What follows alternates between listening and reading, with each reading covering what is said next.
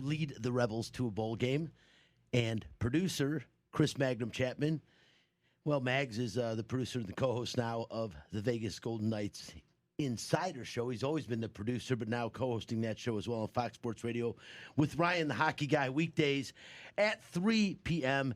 And very soon we'll be doing the game day in-between period, and post-game broadcasts in the Vegas Golden Knights radio network. And again, that's coming up really soon. And following all the rules, social distancing in the break room, the guy responsible for all of today's social media questions and comments, our intern and social media director, The Wiz! There it is. There it is. It's Sunday morning. It's early. The only intern in the country with his own theme music. It's a great theme song, too. It is a great theme song. Tremendous. East Coast ad long time ago. The show's also streaming on the LV Sports Network. And if you are brave, you can see us on Facebook Live. The page is called Outta Line. That's OUTTALINE. You can also follow the show on Instagram and Twitter. That's at Outta Line Fox LV. One more time, Outta Line Fox LV. And since the show is live, your calls are welcome. The Fox Sports Residential Bank Corp studio line is 702-876-1340. Hi, this is Bubby, and it's time for What's on Tap. Yeah, What's on Tap, sponsored by title sponsor Residential Bank Corp. Whether purchasing a new home or refinancing the home you already own, Residential Bank Corp, funding America one neighborhood at a time. On tap, a big trade in the NFL. Mags knows what I'm talking about. He's wearing the hat to talk about it. We'll find out about that in a minute. But an NBA player got to go outside the bubble for a funeral and ended up at a strip club. Kind of interesting. Both Major League Baseball and the WNBA are playing ball. And speaking about the WNBA, Las Vegas Media Relations Director John Jiggy Maxwell will be joining us on radio and video from the Wubble. That's what they call it. It's the Wubble in Bradenton, Florida, where all the players are making a big-time statement to advocate racial equality. Going to be a good talk. I don't know if you saw it yesterday, but a real strong statement, but nothing new for the WNBA. They've always been the front runner when it has come to racial equality and standing up for that. 70% of the WNBA is African-American, and they make sure to stand up for it, and it's been pretty cool. John is going to talk about that and also how the Aces are looking and faring heading into the WNBA season that I thought for a minute wasn't going to happen. Hey, listen, if you're looking to buy a home or to refinance the home you're in, Residential Bank Corp is the place to go. Funding America one neighborhood at a time. Also coming up, we, as we mentioned, Vegas Golden Knights are leaving Las Vegas today to head to Edmonton to start the 2020 version of the Stanley Cup Tournament. And we have our own Vegas Knights Insider, as I mentioned, to fill us in on the latest at Nightcap today. That is Nightcap, and now time for... Fact this. If you don't like the facts, take your ass back to bed. Fact this. Now, today's one day, even if I did like the facts, I wouldn't mind taking my ass back to bed. But we'll stay awake today. Your skydiving venture kept you up? It definitely made my stomach sink. When your life flashes before your eyes, I imagine. It was a pretty cool thing. I recommend that everyone at least checks it out once. It's a very... I'll check it out on somebody else's YouTube. You're not going to push me out of a plane. You're not rolling out of a plane anytime soon. No, I have a hard time trusting people in the backseat of their car. Zero interest. My poor daughter had to sit by, she's the last one on. So last one on, first one off. And she was sitting there right by the window. They got the thing open. I'm just looking, and then you see her get ready to go. It's great. Actually, the video is on our Outta Line page if you want to check it out. And you got to see her go because she's getting to see her in front of me. She's just screaming. It's great. Really, really cool thing. Well, listen, it's a fact that Jamal Adams, arguably one of the best safeties in the National Football League, who in his first 3 seasons went to 2 Pro Bowls, and some say there is no weakness in this guy's game. You're talking about a guy that had 12 sacks in his first 3 years. That is the most recorded sacks by a defensive back since they started recording sacks in 1982. This is the real deal. This is the next superstar at safety. Seattle's had no shortage of theirs over history. Kenny Easley years ago, and most recently they had Cam Chancellor. Earl Thomas as well. Earl Thomas. I mean, this is a team that goes after safeties and pays them, and they're doing it again. Well, again, I thought this should mean that his current team, the New York Jets, would lock him down with a fat salary and a surrounding cast. But, as you kind of just heard, instead they traded him to the Seattle Seahawks. Mags, being a monstrous Jets fan, are you happy about the trade? I mean, you give up maybe the best all-around DB in the NFL, and he's young, for a couple first-round draft picks, a third-round pick, and a safety in Bradley McDougald that people do say is decent, but he is definitely no Jamal. He's no Jamal Adams. Yeah, he started 14 games last year. Big deal. He's just another guy. Yeah. You know, a plug-and-play dude, not somebody that's going to replace a superstar. I will say this. Joe Douglas, the Jets general manager, he got more for Jamal Adams than the Jaguars did for Jalen Ramsey. Jalen Ramsey locked down corner. So if you look at it from that perspective, it's a win. The problem is, it's the Jets. This is a team I've followed for 35 years. I've been a Jets fan.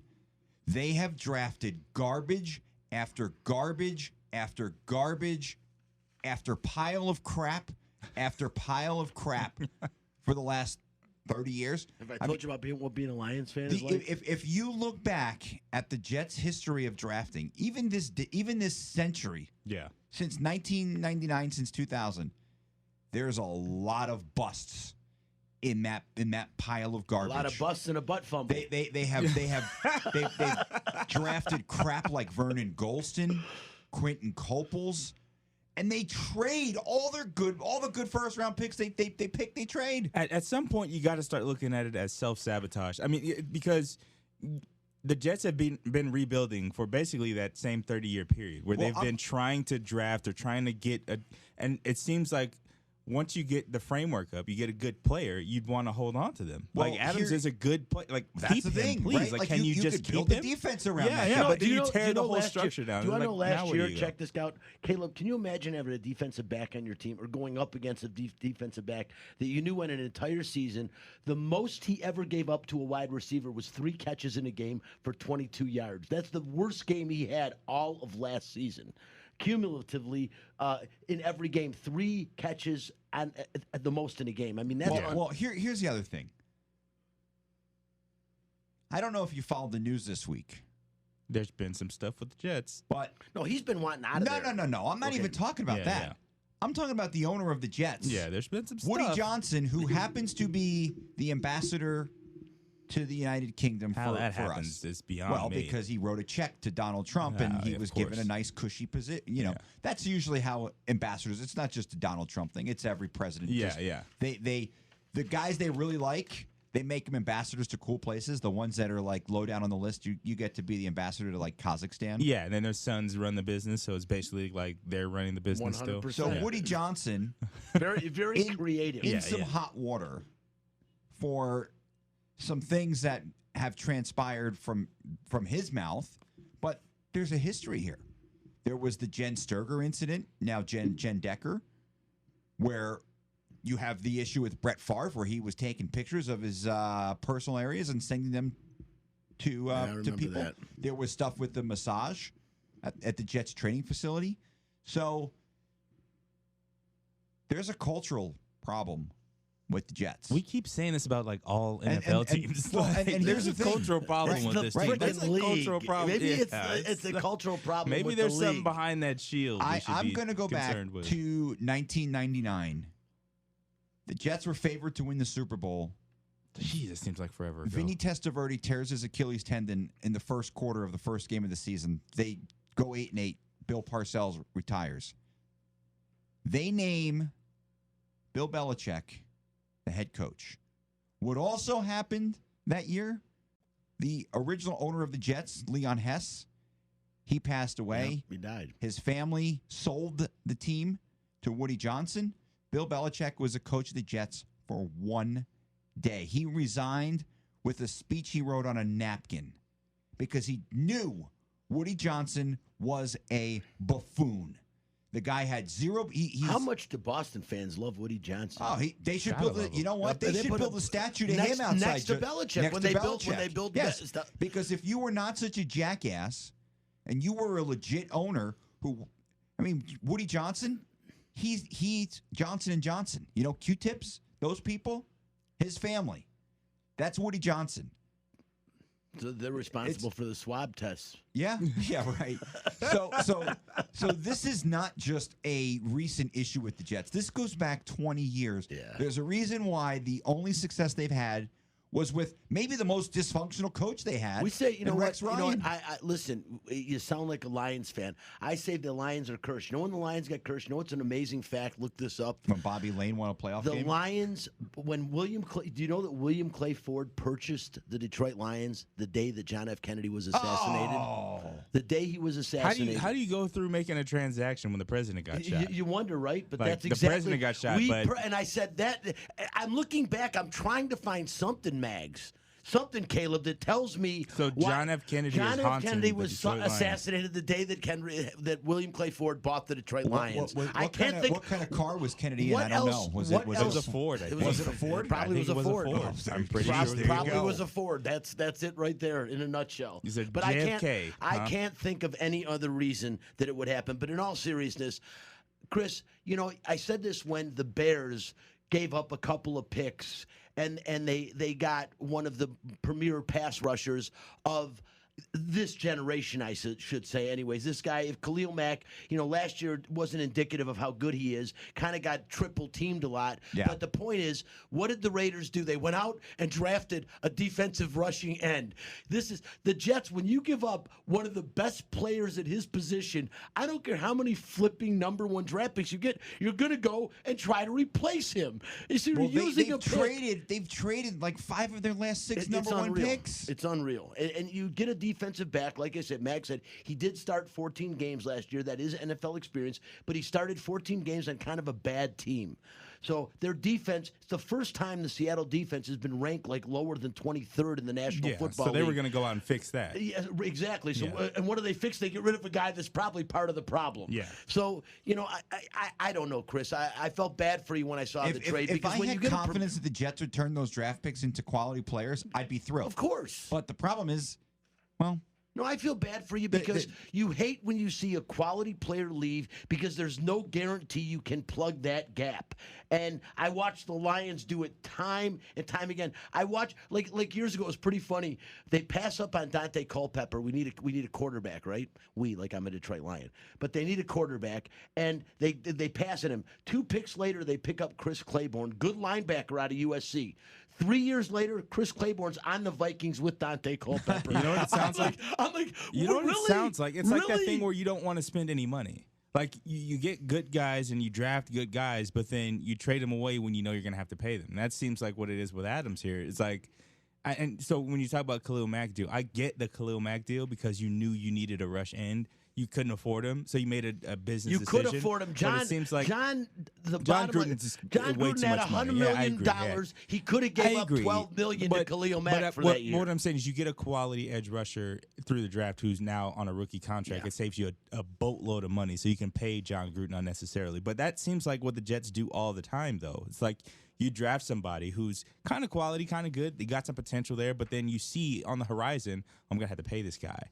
And then you deal them out for a couple more draft then picks. you and find a reason- you I find a want to see reason- like the amount of money that they spend. Like how much cap space do the Jets have just- right but you now? look they had a ton. Yeah, and no, so that's the thing. It's like I Why? feel like because your owner's a buffoon who's not interested no, in winning that's it. football Like games. Chris He just is wants his business to keep the guy running. was and in the that's- top 5 of the all idea- defensive backs in defensive snaps, tackles, sacks, and forced fumbles since 2017. Top 5 in all those categories. Number 1 in 2 of them. And so this is How do to you me it's beat evidence that man? not all owners are interested in winning Super Bowls and not interested in winning. You don't have to be a winning team to be a successful franchise Caleb, I or think business. these And that's guys- what I mean. Look at the Cowboys; they haven't won since 1995. They haven't, but their And it's owner, like their owner has they're a one huge of the ego that wants to win. But at they're least. one of the but they're one of the problem is most his wealthy ego- teams in the league. His ego won't let him get out of the way. Yeah, he gets in his own way. William Clay Ford was just a really nice guy. And now, no offense, and please, as I get up there, but his wife is like 92 years old and owns the team.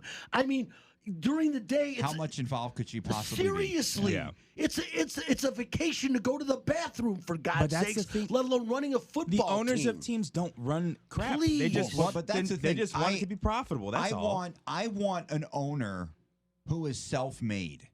I don't want an owner who inherited. Now, granted, there are, because I think Daniel Snyder made all his money on his own. I don't think he inherited it. No, I don't think he made it Well, all. what about on the his Rooney own. family that's passed down the Steelers from yeah, generation to but and the kids have done a good job. But even keeping it now, going. there's rumblings that There they don't is. know what. But like, Yeah, you're right. But by the time I you get look at down to the Kraft, fourth right? generation, it's pretty watered down. Yeah, so like- much money has gone through that the fourth generation, the guy's like, wow, football's cool, right? man. Like the Kraft family. yeah. Robert Kraft went out and made his. He's not Kraft cheese. People think that. Yeah. I think he made his money in boxes. Believe it or not, like I think that's where Robert Kraft made all his money in boxes. So, he made himself. The guy who owns the Jaguars. I heard recently he just got made. He doesn't make it. He got made a different way. Now, you look at the guy who owns the Jaguars. He didn't inherit all his money. Granted, it's the Jaguars. No. It's a tough mountain to climb when you're the owner of the Jaguars. But I think he's heavily invested in the team. I think he wants to win. I think the problem is he just owns a team that is, well, it's tough to win. But like, I just don't get it. Like Woody Johnson, the guy never worked a day in his life. What the hell does he know about running a business or owning the Jets? No, I agree. Well, the bottom line is, Chris, good trade, bad trade initially. My first thoughts, if I take the Jets out of it and just say Team A and Team B, I'd say it's a good trade. The problem is emotionally, as someone who's invested in the Jets, it's a terrible trade. The only reason I say it's a good trade, and I think it's a horrible trade, is because Jamal Adams wanted out of New York. And when you don't want to play for a team, Well, and that's just it. They were able to you kind of get- got to get rid of somebody when he doesn't want to play for a team. Bobby Houck didn't understand that with Caleb, and he kept him around. It's been a few weeks, and I hadn't said anything. Yeah, Well, let's be I- honest. I mean, I Bobby Houck owes his job at Montana to Caleb. He should be sending you royalties for that. I'd take it From the Grizz. Yeah, I've thought that for a long time. Nobody beats the Grizz. that is outstanding. Well, to a degree, I mean, Caleb was there a couple years. He had to shape his character a little bit, don't you think? I mean, just a little bit. just a little bit. Listen, real quick before we go to break, and we got Jiggy Maxwell coming on talking about the WNBA. They call theirs the Wubble for obvious reasons. But the Toronto Blue Jays, it took all the way till this Friday, till game day, for them to finally announce a home. But they will be playing. In Buffalo, in New York, at the AAA facility there. It is. I think it's Salem Field. I think that's how you say it. Yeah. Yeah, By the way, Field. that's where they filmed the movie The Natural. Believe it or not. They filmed with Robert Redford years ago. Yeah, they sure did. So it's an old I was about to say the stadium. field's older than dirt, Yeah. but it'll serve as their temporary home for Canada's only Major League Baseball team, which again was forced to look beyond Rogers Center due to restrictions as a result of COVID-19. The Blue Jays announced the decision, as I said, Friday. It was a couple hours before they played the Tampa Bay Rays, but they do have a home. And I want to ask you guys, I don't know how much you've been following it. I've been more excited about Major League Baseball, the 60-game season. It's actually kind of cool to me. But I'm watching these teams. I'm looking at the rosters. I don't see anybody in the National League better than the Los Angeles Dodgers. And what scares me this year is Clayton Kershaw usually wears down by the end of the season. Only 60 games, man. This guy's arm is going to be healthy 60 games. That's scary. Something the Wiz talked about to me the other day and was bringing that up in a really good point. And also on the other side in the American League, my God, the Yankees, man. Is that a brutal lineup or what? They've already lost the game, though. I mean, they lost yesterday. I know they did, but still, in the long haul over 60 games, that is just a really tough lineup to get through, and they've got a pitching staff as well. Yeah, the well, that's just Nationals it. When you roll out Garrett Cole, you're always going to win a lot of games. no doubt. And the Nationals, the thing about the Nationals that concerns me, they look really, really good again, too. Could they repeat? The problem is they have no pen. Their starting pitching is so good, but they just have no pen. The other thing is they don't know how long Juan Soto is going to be out. Yeah, I know. I just won't say anything about the Dodgers until I see it, because this is not the first time I've been very excited going into a season, regardless of how short it is, about the Dodgers and what they should do. I mean, they did get robbed. of one of the Is World Mookie Series Betts championships. the second best player in baseball? Honestly, do you think he is? I don't have an argument against it. I think it's a legitimate case. I mean, I just did a fantasy draft and there were like 5 Dodgers. No, top I mean, 15, I'm not so. saying it facetiously. I No, really he legit has an argument. He's got an his MVP. age, I mean, he's that good. He is so good on both sides of the ball, defensively and offensively. But I was wondering, God, you're paying him the second most money next to Mike Trout, and I'll argue with anybody that that's the best player in the game. And Mike Trout is, and you're paying for more. Mike Trout deserves to be the highest paid, but you wouldn't know that because of just how Mike Trout is, because of how behind the scenes and kind of down to earth he is. One of the most humble multi-millionaires that exists. That's a New Jersey upbringing. Yeah, but Oh, Betts is like on. he's a character as well. Like he's not just you can sell Mookie. Like you can sell him in LA, especially in a big market like LA. You can sell him. So as a franchise, I'm comfortable paying him what he's worth. You know what they're going to find out eventually? Come on, the guy's got a great marketable name, Mookie Betts. Yeah. They're going to find. Can you products imagine and like the ways. books going crazy? you gotta loving love Mookie that. Wilson. I mean, Yeah. Mookie Wilson. I will say this You and don't Mookie forget. Blaylock. I will say this real quick. I've watched the Padres the last 2 nights. I don't think they're going to win the World Series, but they are a fun team to watch. They've got a lot of really good young talent. Jurickson Profar, Fernando Tatis Jr. I can't believe Fernando Tatis Jr. is in the league. You look at the Blue Jays, right? Bo Bichette. Yeah. They've got Gavin Biggio. But Manny Machado with the Padres, I mean, they're a lot of fun. The And Padres are an their exciting new team. uniforms I are like 'em. clean. They I are a love 'em. team. As a matter of fact, I brought in futures bets. We'll look at those later on. But the Padres are a team that I actually looked at Mags and liked and thought that's a long shot because, especially with the format, 16 teams getting in, anybody can win this thing this year. And because the home team gets 3 games at home, what's the difference? Home team and away team, nothing matters anymore. Yeah. You're going to get used to the fake fan noise and know it's not real people sitting there. So I like a team like the Padres as a sleeper to win it all. Real quick before we go to break, and we're going to be talking again to John Jiggy Maxwell on the other side. The NBA getting ready to start up on the 30th as well. And a couple of things. Number one, Anthony Davis yesterday had to concern Lakers fans. Because he did take a little slap in the face. But, I mean, it looked like he got brushed in the nose. You know what I thought it was, Caleb? And everyone's like, joking around the people I was watching the part of the game with, oh my God, he barely got hit. You know what it is? I thought it might be like a scratched cornea or something because those are the kind of things. You get a scratched cornea, and let me tell you something, man. Have you ever had one? Yeah. Me it too. Sucks. It's it the sucks worst. really bad, Dude, it is... For 24 hours, it is the most excruciating pain you're ever going to be in. And it sucks because it rivaled my messes knees. with your senses. Like you can't not the Painkillers feeling of don't not make being it- able to see is like it's a But trip. you open your eye and it's like someone is cutting it with a knife. Even painkillers don't. Like I said, I had a paper cut on my eyeball. Nothing that I've experienced is more. How the hell? I'll tell you, it's real easy. I was putting my hand down on there was a cardboard. It was like one of the a paper pad, and I put my hand down on it. It was my laptop. It hit this, and the paper pad just went up and hit me in the face, and that was all. Was it? I thought it was nothing, and I opened my eye. I'm like, oh my God. the only person on earth that would ever happen to Is me. as a Detroit Lion fan. Yeah, probably. And Listen, a Tiger fan. But the other thing about the NBA is we go to break, and I wanted to mention this also because I think Anthony Davis is going to be fine. Lakers fans, don't worry. In LA, the Lakers aren't the team you need to be worried about. It's the LA Clippers who are dropping like flies. I mean, they still have their mainstays in George and obviously Kawhi, and and you've got a guy like Joakim Noah who's playing really good basketball right now, but you need some other players, and one of the guys you kind of need is Lou Williams. Now, he gets this little break to go to a funeral, and then on Instagram, a rapper, who's the guy, what was his name? I'm trying to find him here, but some rapper put him on Instagram, and he's at a strip club, and he's He supposed said he to was be at a picking up funeral. food. And he said, well, yeah, he said they make Strip club food is No, phenomenal. they said the strip club food, they have a dish named after him at that strip club in Atlanta.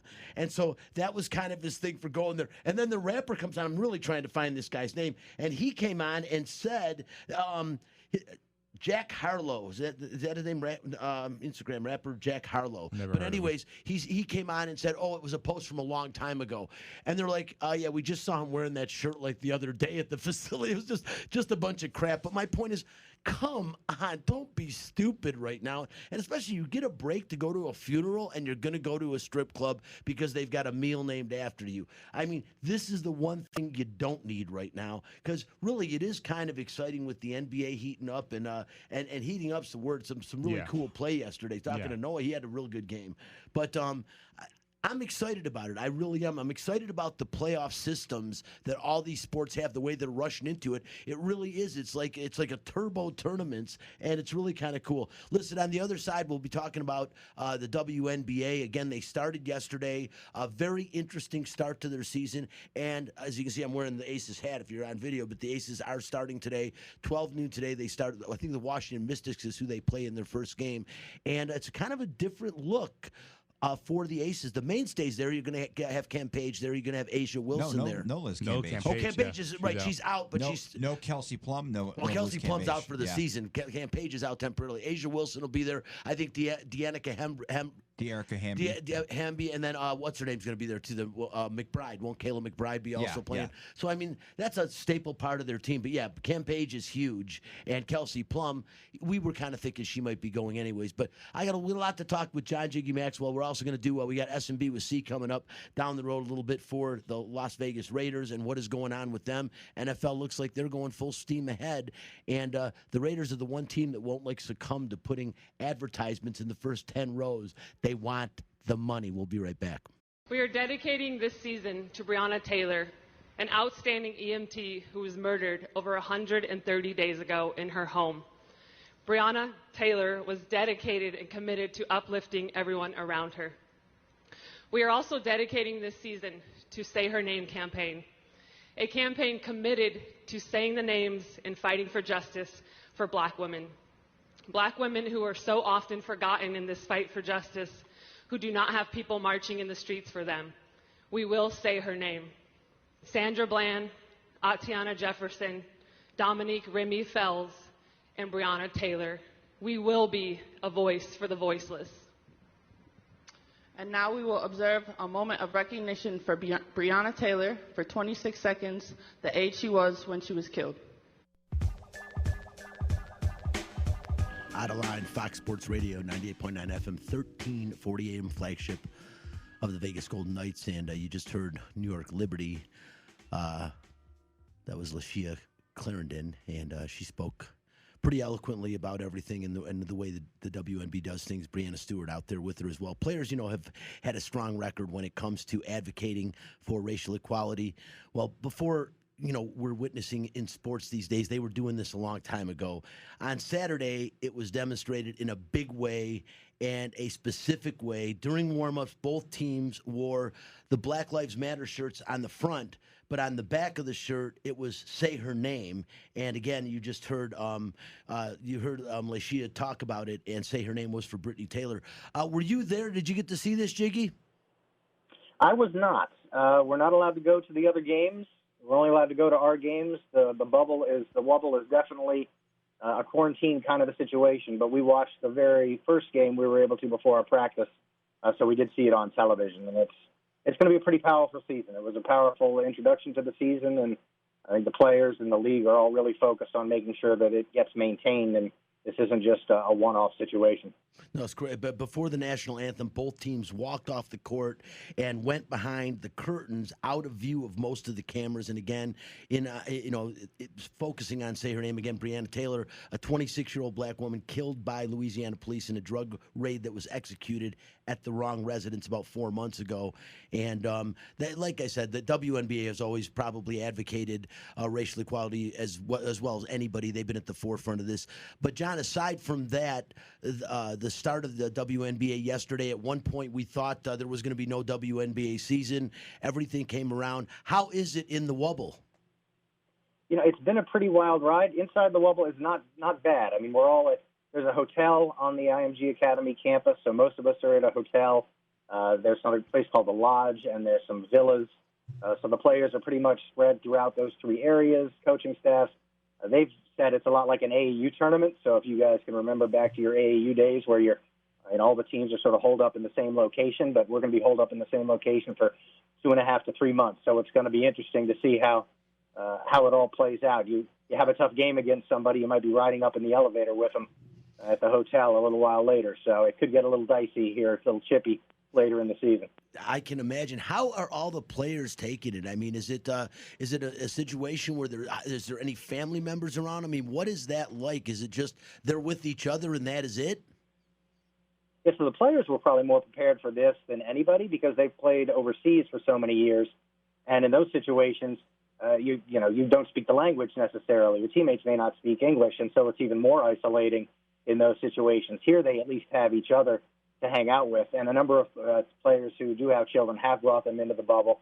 We have two, De'Erica Hamby, her daughter Amaya, and Avery Worley Talbert, her daughter Aria, are both in here, and I think they probably got a little bit tougher because, as basketball players, as athletes, you have a certain rhythm to your day, and your kids doesn't have a whole lot to do. There aren't a lot of places to play. You've got the pool, you've got a few other kids to hang out with, so that's been a little bit tougher for them. But they've also got people in here to assist with that and take care of the kids, and some of the older kids have been taking care of the younger kids. So it's been a bit summer camp-like.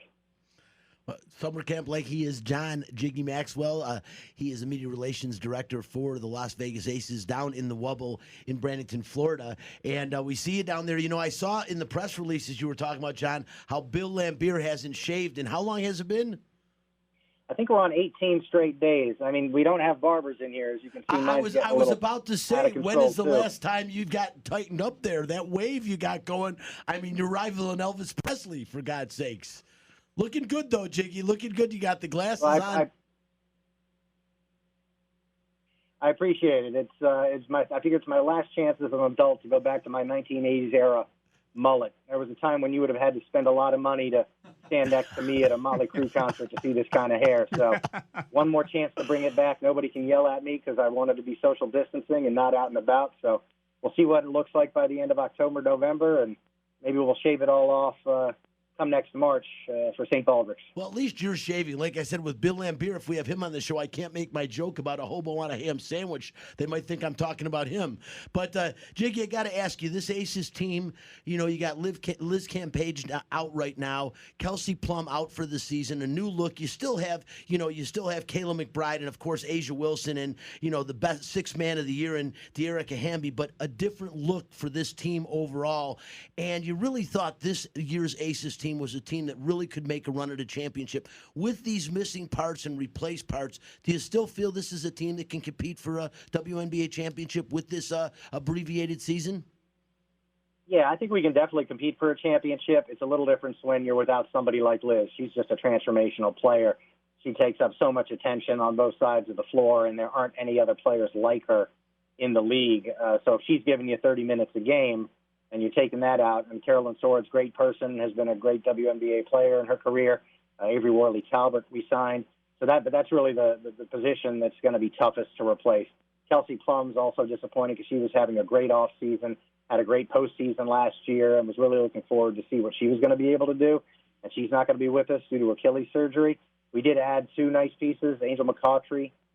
She's a prolific scorer, and Danielle Robinson, both great defenders. So this team, more than any other, as much as Bill is known for being a defensive coach, this is going to be a defensive team. We're going to have to get stops, rebound, and get out and run because it's just going to be different without having Liz in there. I figure that first year, it might be closer to the first year, for year one for the Aces than year two without Liz. But hopefully everybody can pick each other up. And it's been a little bit hectic here because we've had some people banged up. Asia didn't practice for a couple of days, some other players. So we haven't gone 5-on-5 against each other. In fact, today's the first day we've had 10 players who could actually step on the court.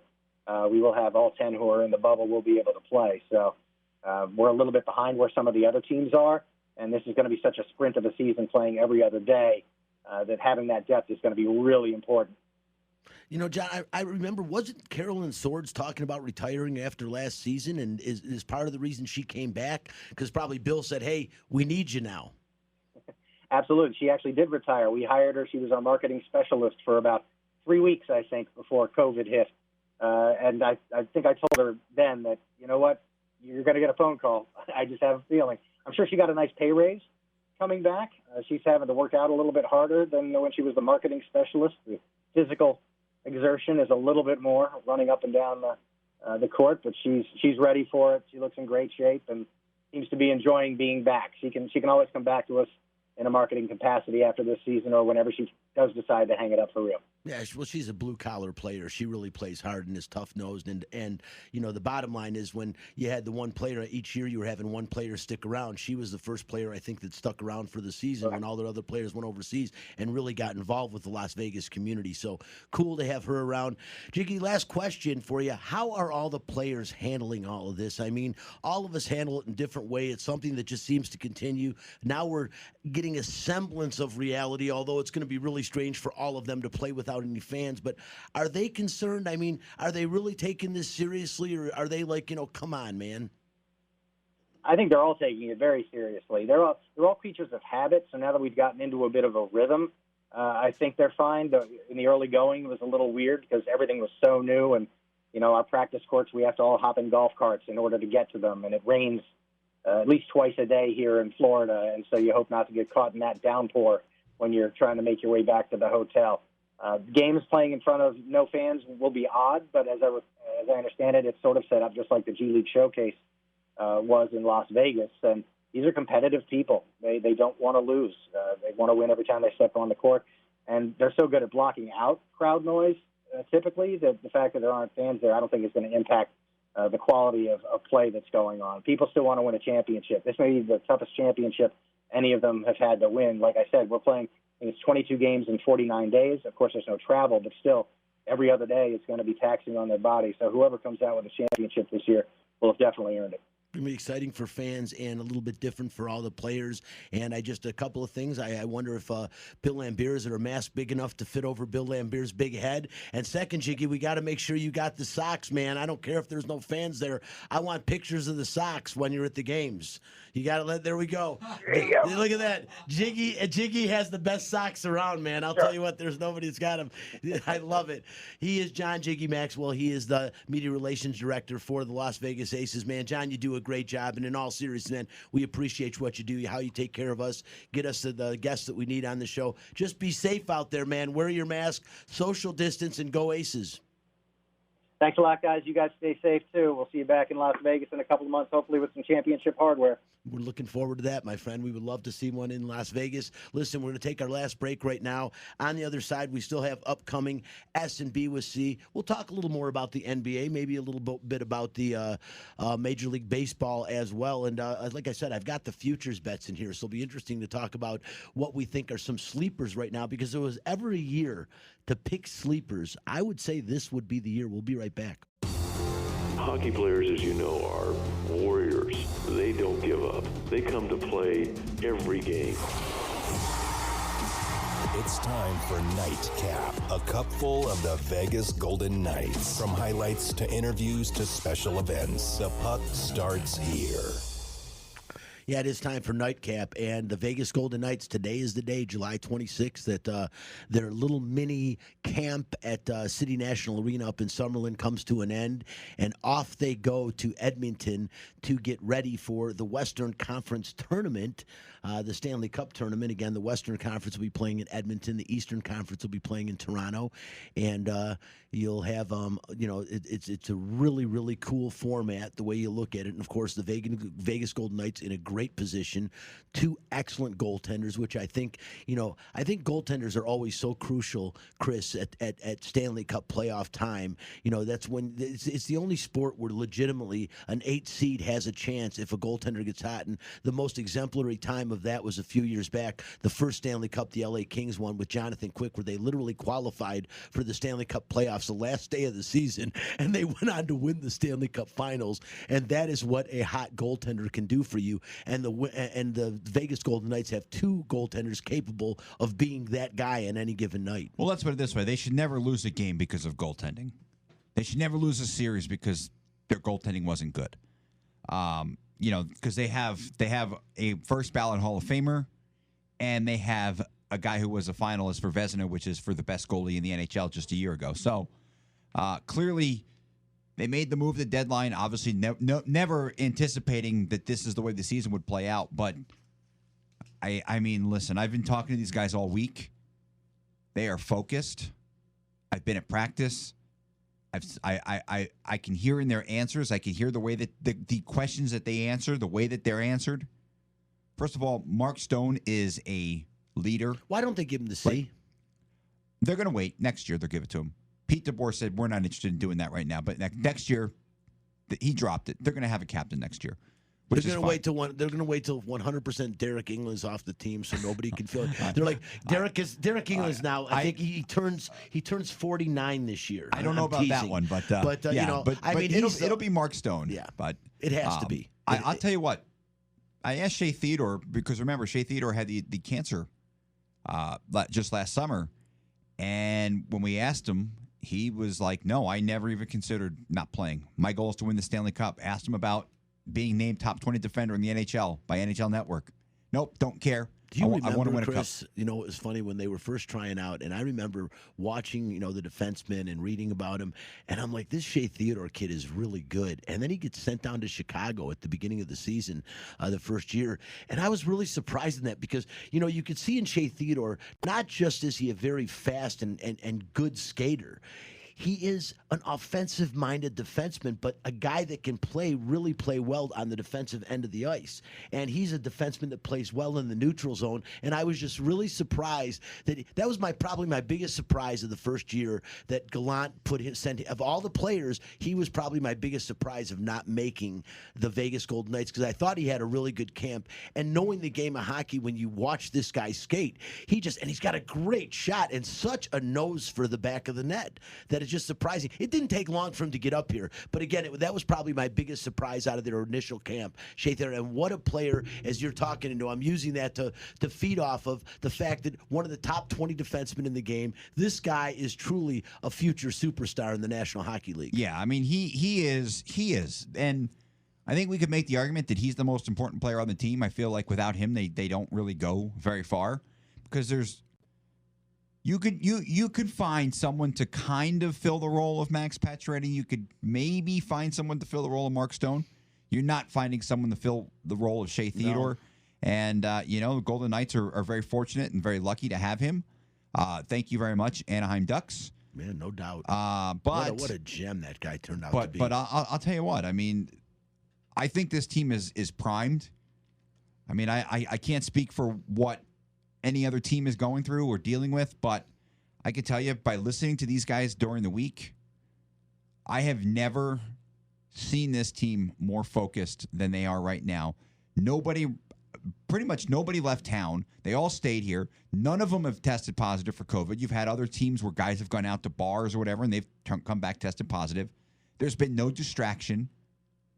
These guys are focused. Yeah, I'm liking what I'm seeing. I think, if I'm being honest, it has to be Western Conference Finals or bust because the bookmakers they're that good. The bookmakers agree with you. The Golden Knights are right up there. They were their current odds are 7-4. They were 2-1 at one point, but they're 7-4 right now. One of the favorites to win the Stanley Cup. One of the favorites to win the Western Conference, and it's very hard to argue with them. I really think the team that probably scares me the most of anybody in hockey right now is probably the Boston Bruins, but they're in the Eastern Conference, so they wouldn't see them till the Stanley Cup Finals. But Boston really scares me. It's a team that can play really well, tremendous goaltending, and a team that just knows how to win.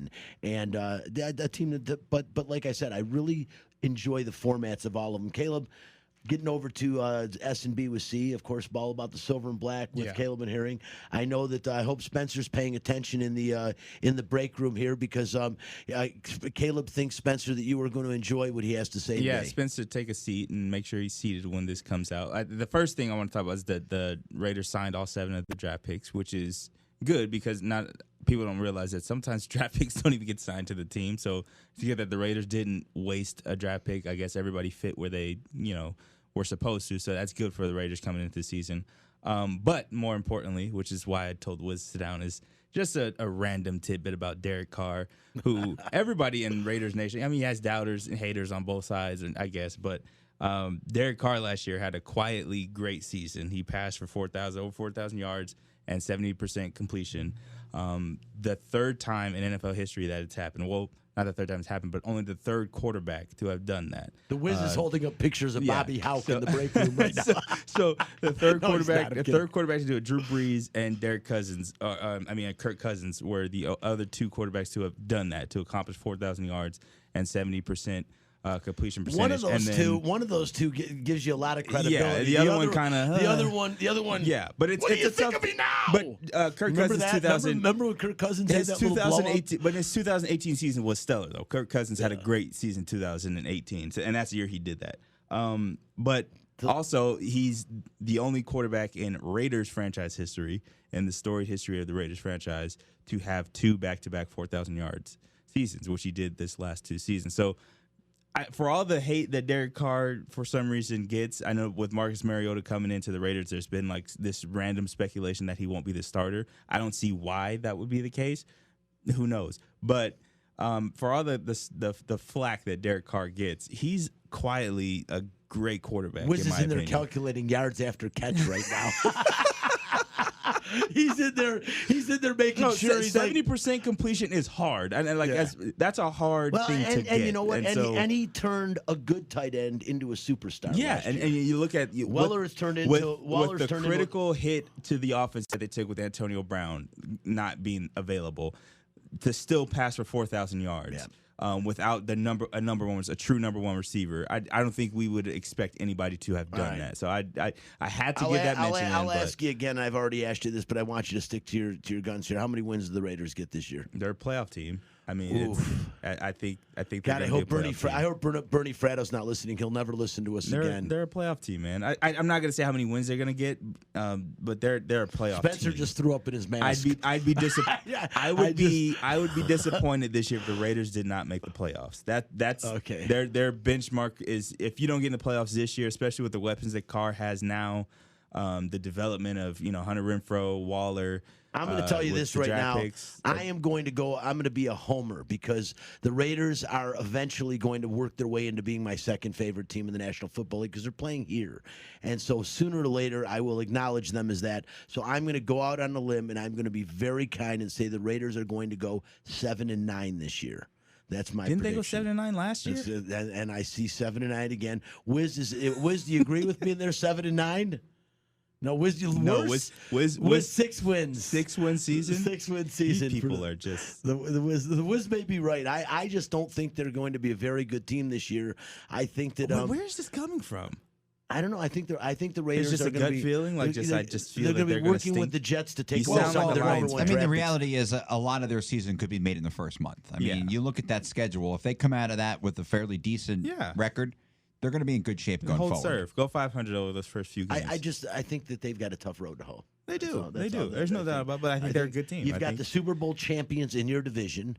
Okay, number one. I think Denver is going to be a better team this year than they were last year. I think San Diego is going to be a better team than they were this year than last year. Why? Who is San Diego, by the way?